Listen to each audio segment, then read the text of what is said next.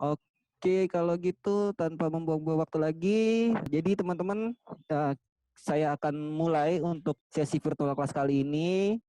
Jadi silakan kalau mau menyiapkan alat tulisnya juga monggo. Kalau cemilan dan serta minumannya pasti udah disiapin dari sebelumnya ya. Yang pertama itu kita sudah sampaikan tadi di awal kalau ini adalah sesi virtual class. Untuk materinya sendiri kita akan membahas mengenai hosting. Mungkin sudah disampaikan sebelumnya oleh para guru di kelas, yaitu tadi dari kalau tidak salah dari materi atau mata pelajaran PaaS atau Platform as a Service. Nah, di sini kita ingin memberikan pengetahuan mengenai hosting yang berdasarkan dari apa yang kita dapatkan dari dunia industri. Jadi, kita akan berbagi informasi mengenai hosting dari sisi industri. Jadi, apa saja yang terjadi, lalu kemudian detail-detail mengenai hosting, lalu hosting banyak digunakan untuk apa, kemudian kendala-kendalanya seperti apa, itu akan kita bahas di sini. Selanjutnya kita ada perkenalan. Cloud Kilat adalah salah satu core bisnis atau salah satu unit bisnis dari PT Infinity System Indonesia yang sudah mulai beroperasi pada tahun 2013 untuk Cloud Kilatnya itu sendiri. Sedangkan PT Infinity System Indonesia-nya sudah berdiri sejak tahun 2007. Nah, Cloud Kilat ini merupakan provider cloud yang memiliki segmentasi untuk pasar startup ataupun UMKM, tapi tidak menutup kemungkinan ada juga beberapa customer kita atau beberapa user kita yang merupakan lembaga pendidikan seperti sekolah ataupun kampus, malah ada juga yang level di bawahnya. Selain itu juga ada beberapa user yang merupakan pengguna individu. Nah, dari Cloud Kilat ini itu memiliki beberapa produk, yaitu ada Kilat VM untuk layanan VPS, kemudian ada layanan Kilat Hosting 2.0 yang baru saja di launching bulan lalu, yang merupakan pembaruan dari layanan Kilat Hosting yang sebelumnya. Kemudian juga ada Kilat Storage untuk layanan penyimpanan. Kemudian juga ada layanan Kilat Backup untuk layanan backup dari server utama yang digunakan. Kemudian di sini apa sih yang akan kita bahas? Yang pertama itu kita akan bahas mengenai apa sih hosting itu. Nanti mungkin Kang Dandi akan menjelaskan detail apa sih itu hosting. Kalau mungkin nanti bahasa yang disampaikan oleh Kang Dandi agak bahasa teknikal, mungkin nanti Kang Dandi juga akan memberikan analogi-analogi yang bisa diterima dengan mudah oleh teman-teman dari SMKN 1 Cimahi ini. Yang kedua itu kita akan membahas jenis-jenis hosting. Ya, jenis-jenis hosting ini biasanya adalah jenis hosting yang paling banyak digunakan di Indonesia secara umumnya ataupun di Cloud Kilat secara khususnya. Kemudian yang poin ketiga adalah kita akan membahas mengenai komponen-komponen di dalam hosting itu ada apa aja. Kemudian di poin keempat kita akan membahas mengenai biasanya hosting itu digunakan untuk apa sih. Nanti Kang Dani juga akan menjelaskan secara detailnya. Kemudian di poin kelima kita akan membahas fitur-fitur yang terdapat di dalam hosting.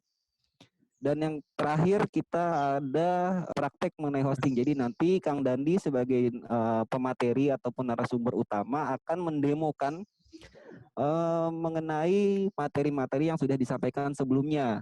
Nah, nanti setelah sesi demo atau sesi praktek dari hosting itu, kita akan ada sesi tanya jawab. Nah, sesi tanya jawab ini silakan teman-teman nanti menanyakan hal-hal yang kurang dimengerti atau kurang dipahami. Nanti dicari tahu aja, ditanya aja sebanyak-banyaknya ke Kang Dandi. Nanti juga Kang Dandi akan dibantu oleh Kang Erlang. Jadi dua orang tersebut merupakan alumni dari SMKN 1 Cimahi. Selain itu juga nanti akan dibantu oleh saya sendiri dan juga ada Mas Yogi. Jadi teman-teman manfaatkanlah sesi virtual kelas kali ini untuk mendapatkan ilmu serta pengetahuan yang lebih banyak lagi sebagai tambahan untuk bekal di kemudian hari jika nanti akan bekerja di dunia IT khususnya. Kalau gitu kita langsung aja ke Kang Dandi untuk memulai dari poin pertama mengenai apa sih hosting itu. Monggo Kang Dandi. Oke, makasih banyak Om Krisna. Sebelum kita mulai gitu, buat teman-teman di sini, perkenalkan nama saya Dandi Nurman. Saya angkatan 42 waktu STM-nya gitu. kesempatan kali ini kita akan membahas materi hosting. Kemungkinan ada yang baru dengar dan juga ada yang sudah dengar. Di sini hosting itu apa sih sebenarnya? Secara pengertian umum, hosting itu bisa kita ibaratkan adalah sebuah rumah. Dari kata bahasa Inggrisnya pun host itu berarti tuan rumah. Jadi kalau kita kutip dari Wikipedia, di situ merupakan jasa layanan internet yang menyediakan resource server untuk disewa sehingga memungkinkan organisasi atau individu perorangan itu menempatkan informasi di internet. Kalau dari bahasa pengertian dari secara umum mungkin banyak yang bakal kurang ngerti gitu.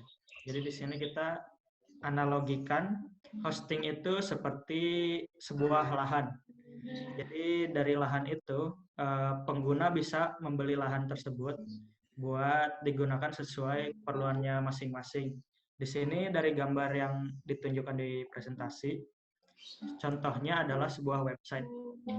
Jadi pengguna di sini menggunakan hostingnya itu untuk sebuah website.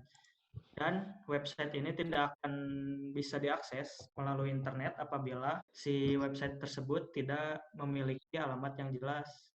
Contohnya seperti kotak pos ini, di sini diibaratkan sebagai domain. Jadi kalau misalkan kita punya website tapi kita belum punya domain, kita bakal susah buat nge-share ke orang website kita gitu. Karena kita harus mengasih IP address dari website kita untuk diakses oleh orang lain. Dengan lebih mudahnya, kita tinggal kasih domain di dalam website itu, lalu kita kasih domain tersebut ke orang lain untuk mengakses websitenya. Contohnya seperti cloudkilat.com dan lain-lain. Lalu materi selanjutnya, setelah analogi ini ada jenis hosting dan juga perbedaannya. Jenis hosting itu sebenarnya bisa yang secara umum bisa lebih dari 3. Tapi di sini kita jelaskan 3 jenis hosting dan juga perbedaannya. Yang pertama ada shared hosting. Di sini pengguna itu dari shared hosting bakal berbagi resource dari server yang sama. Misalkan mereka menggunakan satu rumah, lalu mereka ada beberapa penghuni. Nah, sedangkan si WC-nya itu merupakan satu WC yang ada di luar. Jadi ketika mereka pakai satu kosan atau kontrakan itu, mereka harus berbagi WC untuk mandi bareng-bareng kayak gitu. Itu analoginya. Di sini untuk shared hosting itu cocok untuk pengguna blog dan juga website sederhana. Untuk shared hosting, kelebihannya itu dia murah, terus mudah juga digunakan untuk seorang pemula, dan juga maintenance-nya dilakukan oleh penyedia hostingnya sendiri. Kekurangannya, di situ apabila ada traffic tinggi di suatu website di pengguna lain gitu ya, maka website kalian pun akan terkena imbasnya. Misalkan ada satu orang yang jorok di antara penghuni rumah tersebut, lalu dia buang air dan membersihkannya tidak bersih gitu ya.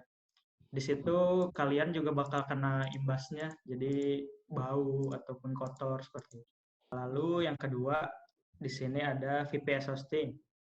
Untuk VPS hosting ini, pengguna masih berbagi resource dari server yang sama, tapi mereka punya porsi masing-masing di si hostingnya itu. Jadi kalau analoginya, kalian ngekos lah. Kalian punya di satu lahan yang sama, tapi punya kamar mandi di dalam masing-masing. Kayak gitu. Untuk VPS hosting ini, mereka bisa mendapatkan space server dan resource-nya juga untuk diri mereka sendiri. Jadi ini tuh sebuah pilihan tepat bagi pengguna bisnis yang traffic-nya lumayan tinggi gitu.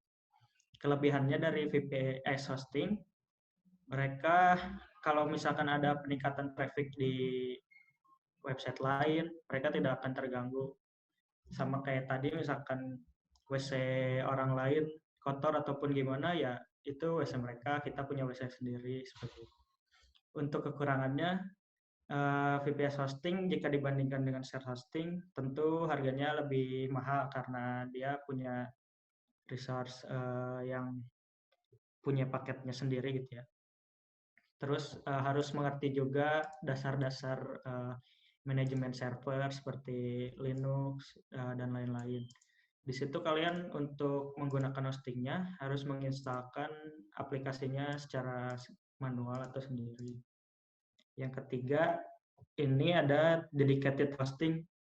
Di sini pengguna menyewa server untuk sendiri dan secara khusus didedikasikan untuk pribadi.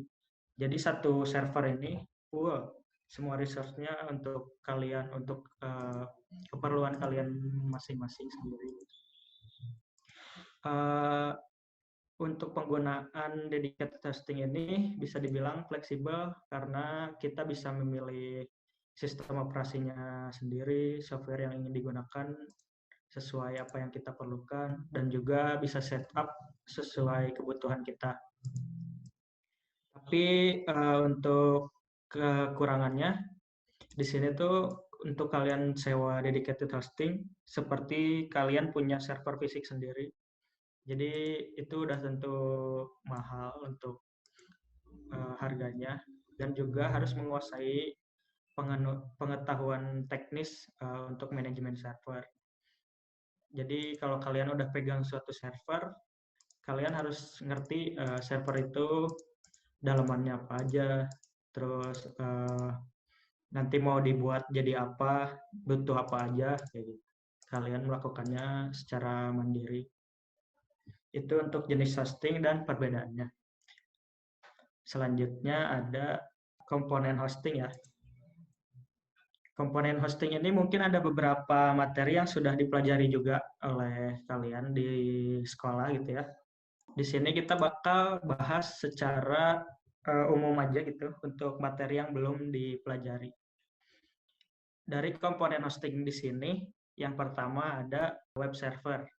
Jadi web server itu fungsinya adalah sebagai penghubung antara server dan juga browser.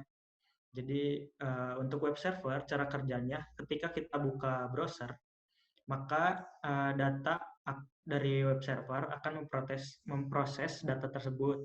Jadi lalu mengirimkannya ke browser lagi. Dari situ bisa dilihat kalau web server itu merupakan komponen penting untuk suatu hosting. Yang kedua ada mail server. Dari namanya kita udah tahu bahwa ini buat kirim terima email kayak gitu. Jadi mereka tuh bertugas untuk mengirim dan menerima juga email. Contohnya misalkan kita punya mail server itu fungsinya sama seperti kantor pos. Jadi misalkan dia menyimpan surat, dia simpan nih surat masuk, lalu dia ngirimnya ke penerima lewat perangko. Untuk yang ketiga ada DNS server. Di sini DNS server itu adalah sebuah sistem yang mengubah URL atau link suatu website ke dalam bentuk IP. Jadi misalkan kita tanpa DNS, seperti tadi yang analogi hosting yang saya jelaskan, kita harus mengetikkan IP address secara manual ketika akan mengunjungi website tersebut. Misalkan kita punya website e-commerce gitu ya, buat jual beli barang apa. Terus kita mau share nih ke teman kita, susah. Misalkan kita nggak punya DNS, terus nggak punya domain juga, kita harus kasih IP-nya ke teman kita. Terus dia akses dengan IP itu tanpa domain, jadi rada ribet lah gitu. Nah di sini FTP server, dengar-dengar kalian udah belajar FTP server juga ya di sekolah. Nanti bakal ada pertanyaan juga untuk kalian mengenai FTP server. Jadi secara umum di sini FTP itu digunakan untuk mengambil data dari server ke lokal komputer atau sebaliknya. Lalu kenapa FTP ini menjadi komponen hosting? Karena lebih mudah daripada memindahkan data menggunakan perangkat kabel atau fisik. Misalkan kita punya hosting, tapi nggak ada FTP-nya, kita harus datang ke data center, colokin flash disk atau hard disk, terus ambil datanya, kayak gitu kan jadi ribet. Lalu yang terakhir ini mungkin bukan komponen ya, tapi tambahan untuk hosting, itu adalah domain. Nah, ini yang tadi sudah ada sangkut pautnya dengan DNS server juga. Jadi domain itu adalah nama unik yang diberikan untuk mengidentifikasi server agar lebih mudah diingat daripada menggunakan IP address. Yang kelima, biasanya mungkin ada yang bingung juga ketika dengar hosting gitu ya. Hosting itu sebenarnya buat apa sih, Kang? Hosting itu dipakai untuk apa sih? Di sini mungkin akan dijelaskan beberapa penggunaan hosting gitu ya. Ada 4 di sini. Yang pertama web portal, kedua domain parking, ketiga itu e-commerce yang tadi sempat dibahas juga. Yang keempat ada forum. Untuk web portal ini biasanya pengguna hosting yang tujuannya untuk membuat web portal, dia menggunakannya buat tujuan internal seperti bisnis, sekolah, atau institusi lainnya. Di web portal ini biasanya website itu menyediakan berbagai informasi dan fasilitas bagi pengunjungnya. Misalkan detik.com, kompas.com, inews.com kayak gitu. Jadi ketika kita buka web portal tersebut, di halaman depannya itu udah ada informasi-informasi yang bisa kita akses seperti berita terupdate ataupun update-update lainnya dari yang ada di dunia. Kedua ada domain parking. Di sini tuh domain parking yaitu nama domain lain. Domain lain yang tidak aktif lalu diarahkan ke domain utama supaya mendapatkan traffic pengunjung yang sama dengan situs atau blog yang sama. Mungkin bisa dibilang juga seperti domain redirect. Tapi bedanya dengan domain redirect itu nama domain bakal berubah ke domain tujuan kalau domain redirect ya. Contohnya itu seperti kita punya 2 domain. Yang pertama cloudkilat.com misalnya. Terus yang kedua ada blog.cloudkilat.com. Nah, si Cloudkilat ini adalah domain utama. Dia udah ada isi kontennya seperti berita ataupun apa. Si blog domain.com ini masih cuma domain kosong, belum ada isi konten ataupun apa-apanya. Kalau misalkan kita pakai domain parking, si blog.cloudkilat.com ini diarahkan ke tujuan domain utama yang cloudkilat.com tadi, dan tujuannya si isinya tuh kontennya bakal sama terus, nanti nama domainnya bakal tetap cloudkilat.com ketika kita akses blog.cloudkilat.com itu. Kalau misalkan domain redirect, kita arahin blog.cloudkilat.com ke cloudkilat.com, si nama domainnya bakal berubah jadi blog.cloudkilat.com. Terus yang ketiga ada e-commerce. Yang e-commerce ini biasanya udah tahu lah ya, banyak orang-orang sekarang nggak bisa lepas gitu dari e-commerce. Apalagi untuk beli barang-barang sesuai kebutuhan, jadi lebih mudah gitu ya. Biasanya digunakan untuk jual beli ataupun beli produk apa itu. Di mana di website itu kita biasanya melakukan pembayaran secara online untuk sebuah produk atau jasa. Contohnya Shopee, Tokopedia, dan banyak lagi gitu. Yang keempat ada forum. Di sini forum biasanya digunakan untuk berdiskusi tentang suatu topik. Jadi misalkan kita punya hosting, pengen punya suatu komunitas dan punya komunitas gitu ya, suka membahas topik-topik yang tentang suatu hal gitu. Kita bisa buat web hosting kita menjadi forum untuk sharing-sharing tentang hobi kita di situ. Dan contohnya itu seperti Kaskus, Reddit, dan ya sudah 027. Stack Overflow. Selanjutnya ada fitur-fitur hosting. Biasanya fitur-fitur hosting itu untuk patokan apa sih yang bisa kita lihat dari hosting itu. Yang banyak dicari oleh pengguna hosting itu apanya sih sebenarnya gitu. Di sini kita bakal bahas 4 fitur dari hosting secara general.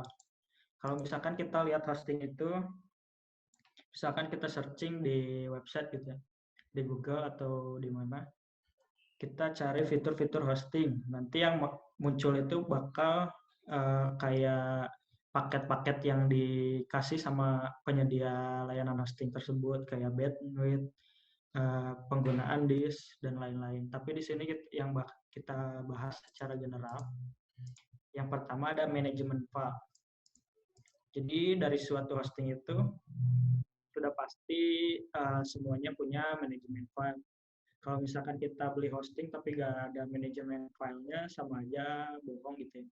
Kita tetap harus manage manual atau kita harus buka putih untuk buka masuk ke Linux-nya gitu kan, sama aja tidak memudahkan buat kitanya gitu. Jadi di sini untuk manajemen file nanti bakal ditunjukkan juga di praktek. Itu akan memudahkan kita untuk melakukan upload ataupun download file kita ke dalam website seperti ini. Lalu yang kedua, punya email sendiri. Maksudnya mempunyai email sendiri ini ketika kita udah beli hosting, terus kita misalkan mau dipakai buat sekolahan gitu ya, harus punya email dari domain yang sama. Kita bisa manage di sini. Kita bisa bikin emailnya, terus ditentukan juga untuk user passwordnya seperti apa. Di situ kita bisa pakai untuk internal dan juga untuk keperluan lain. Yang ketiga, punya database sendiri. Database itu penting soalnya setiap file yang kita punya pun akan masuk ke dalam database dengan informasi lain. Lalu ketika kita menginstal aplikasi seperti WordPress ataupun Joomla kayak gitu, pasti akan membutuhkan database karena untuk menyimpan data-data file di dalamnya. Yang keempat, bisa menambah record DNS. Di sini nanti ada fitur untuk DNS setting seperti itu. Kita bisa tambah misalkan punya server, terus udah ada kontennya gitu, tapi dia cuma punya IP dan nggak punya domain. Nanti kalian ketika udah punya hosting dan ada domainnya, bisa diarahkan si servernya ke situ. Mungkin itu aja dari materi-materinya. Untuk materinya ada 6 poin tadi, sudah dibahas semuanya. Lalu kalau misalkan kalian bingung hosting itu contoh paket-paketnya kayak gimana sih? Di sini kita punya contohnya dari produk yang udah kita launching bulan kemarin. Contohnya adalah Kilat Hosting 2.0. Mungkin dari kalian ada yang tahu, ada yang bisa baca nggak ini paket-paketnya, maksudnya seperti apa? Kalau ada yang bisa, langsung aja tunjuk tangan atau apa. Di sini ada Kilat Hosting yang paket S, paket medium, dan juga paket yang large, yang L. Di situ ada tulisan CPU, RAM, bandwidth, domain, subdomain, email account, storage capacity, database, free SSL, dan juga fitur-fitur lainnya gitu. Nah, kalian ketika mau beli hosting itu harus tahu tujuannya untuk apa, dan juga misalkan nanti traffic yang bakal digunakan website itu bakal seperti apa gitu. Bakal rame atau untuk keperluan kalian pribadi. Di sini contohnya kita buat hosting untuk keperluan pribadi, misalkan untuk node kita gitu, node kita untuk misalkan setup FTP server, langsung apapun itu tutorial yang bisa kalian masukkan ke dalam website. Kalian bisa pakai yang paket S aja di sini. Ada 1 core CPU, 512 RAM, bandwidth-nya unlimited, terus domainnya itu 5 ya. Jadi kalian bisa masukin 5 domain ke situ. Untuk subdomainnya bisa kalian masukkan berapapun, soalnya unlimited. Dan email account juga unlimited. Namun di sini yang perlu dilihat adalah storage capacity-nya. Di situ ketika kalian menggunakan misalkan gambar yang banyak, tentu gambar itu kan punya ukurannya masing-masing ya. Kalau kalian butuh penyediaan penyimpanan yang banyak untuk gambar-gambar atau video-video yang akan kalian tampilkan di website, saya sarankan untuk pakai paket yang gede. Di sini juga udah ada free SSL-nya gitu. Kalian bisa buat website kalian lebih aman dengan Let's Encrypt dengan free SSL yang sudah disediakan penyedia hosting. Mungkin segitu dari paket-paket yang udah bisa dijelaskan. Kita langsung demo aja kalau misalkan tidak ada yang ditanyakan setelah penjabaran materi ya. Oke, kalau gitu Kang Dandi monggo didemokan. Jadi sebelum praktek kita jelasin dulu poin-poin yang bakal kita bahas. Nanti yang bakal dipraktekin itu adalah misalkan kalian udah punya domain ya. Lalu domainnya itu ada di manajemen domainnya kalian sendiri. Dan bakal kita arahin ke Kilat Hosting 2.0 sebagai hosting yang kalian punya. Misalkan kalian udah punya domain nih. Saya contohnya di sini punya domain di Kilat. Kita login ke manajemen domainnya. Nah, di yang pertama itu kalau kita udah punya domain dan kita udah punya hosting, domain kita harus diarahkan name servernya ke hosting tersebut. Di sini yang digunakan oleh Kilat Hosting adalah ns1 kilathosting.id dan juga ns2.kilathosting.id. Nah, ketika kalian misalkan domain kalian masih pakai default gitu ya, belum diubah ke Kilat Hosting ID, kalian lakukan perubahan name server itu di tempat kalian beli domainnya. Lalu setelah perubahan itu kalian save. Nah, setelah di-save akan ada namanya propagasi. Misalkan kita cek di DNS checker gitu. Name servernya udah ngarah atau belum ke Kilat Hosting. Ketika kalian udah ngubahnya cukup lama, itu bakal kelihatan bahwa name servernya udah listed gitu. Tapi kalau misalkan kalian baru ngubah, kalian perlu nunggu. Di sini ada note di bawahnya. Complete DNS resolution may take up to 48 hours. Nah, jadi ada yang namanya propagasi di sana. Ketika kalian baru mengubah name server dari suatu name server ke name server yang lain, akan ada namanya propagasi dan di sini maksimalnya itu sampai 48 jam. Jadi setelah kalian ubah, mungkin bisa kurang dari 48 jam. Name server kalian bakal mengarah ke name server yang baru. Setelah dapat dipastikan kalau name servernya udah ngarah, selanjutnya kalian buka nih hosting kalian. Langkah selanjutnya, kalian harus menambahkan domain yang tadi di hosting kalian. Karena di sini udah ditambahkan sebelumnya gitu.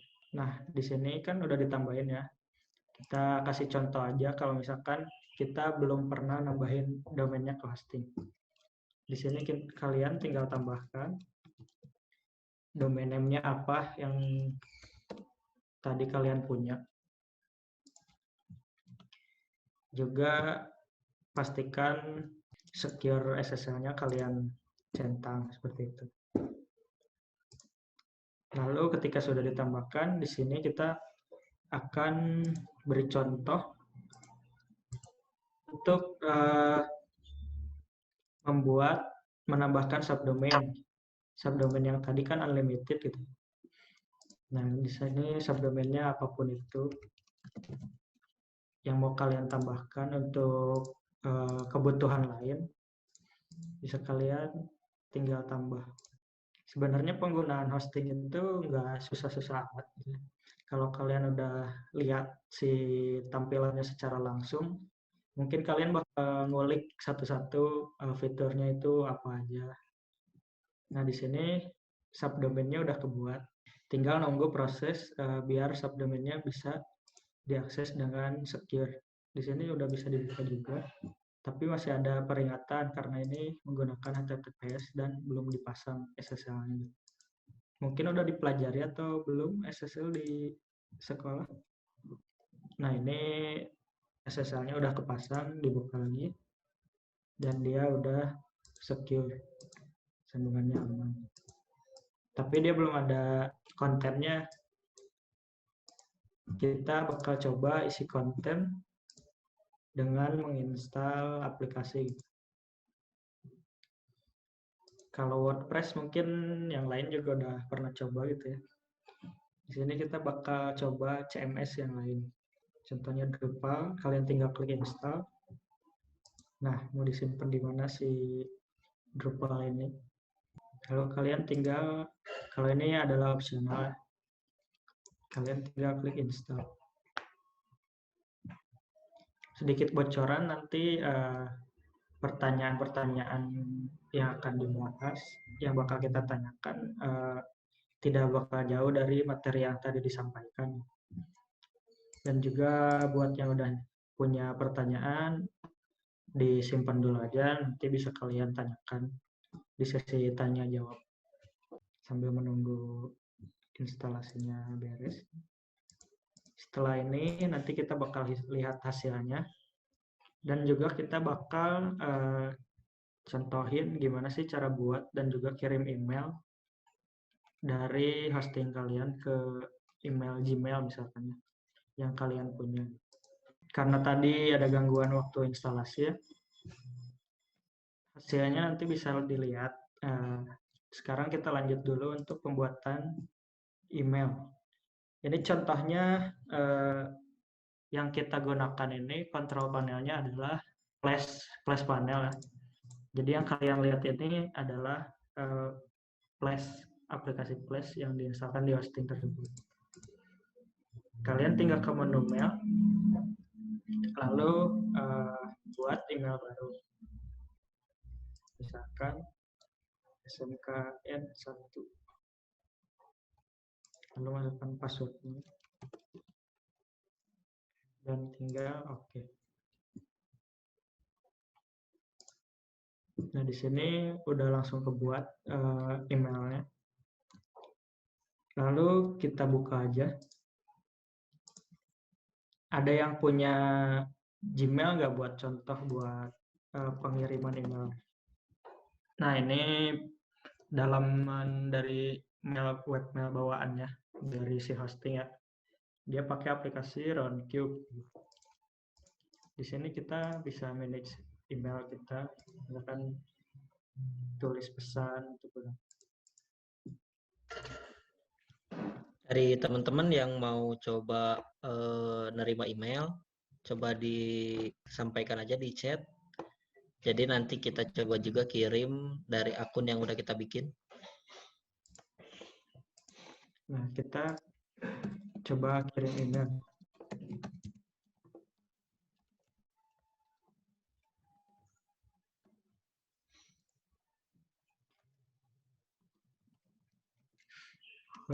Ini teman-teman pasti udah biasa ini goconya kita dulu. Kalau ini goconya kalian juga sih ini. Nah, kita kirim. Di sini contohnya udah ada. Untuk email yang dikirim ke akun saya udah masuk ya. Dari teman-teman kalau udah dapat emailnya boleh dibales. Jadi kita juga bisa lihat nanti balasan dari teman-teman.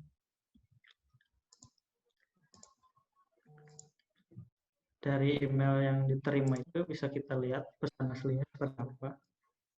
Nah, di sini dia dikirim dari email yang tadi kita buat, smkn1.20.my.id. Dikirimnya kelihatan juga kemana aja. Terus dia dikirim dari IP berapa. Ini adalah IP email dari Kilat Hosting. Mungkin ada yang udah balas atau gimana? Kang, kalau di read aja boleh nggak, Kang? Di-read aja. Di-read aja. Ini Sakit, Bapak Krisna Sakit loh. pengalaman emang.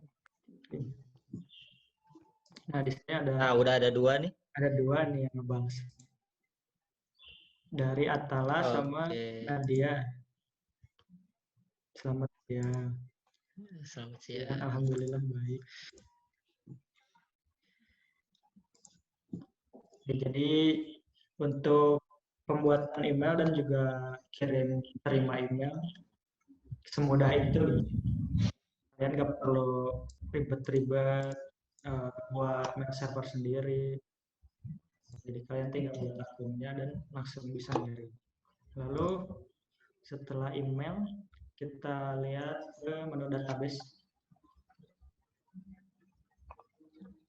Di sini banyak database dan bisa kita lihat isinya tuh apa sih.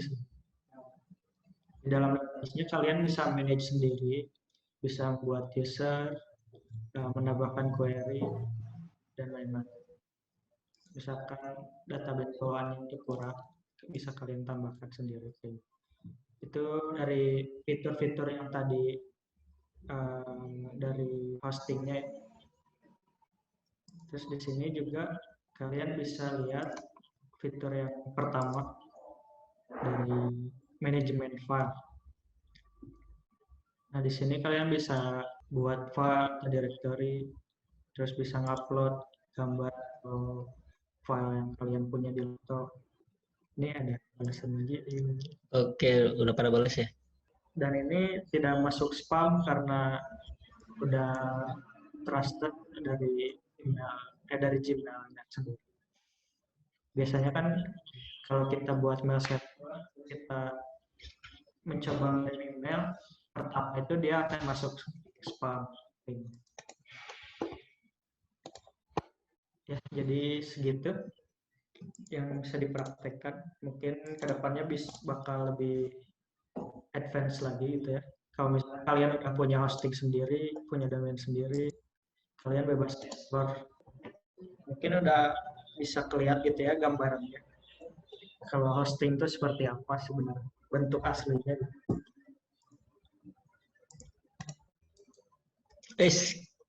Filternya nyala. Maaf Pak Krisna, aduh. Lupa matiin.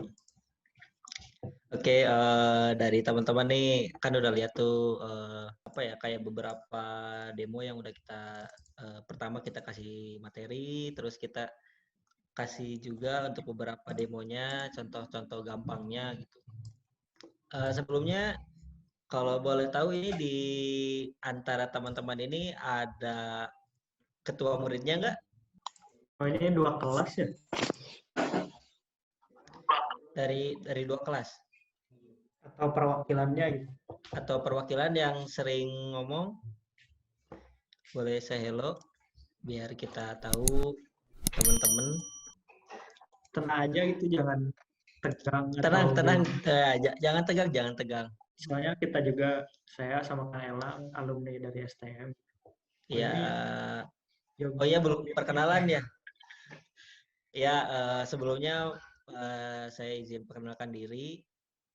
Nama saya Erlang Kiswara. Kalau di STM ini, kayaknya saya Gak kenal. alumni angkatan 42 ya, 42. Ya. Jadi saya lebih Kang Dandi ini sebenarnya lebih tua dibanding saya. Saya angkatan 39. Oh, kebalik.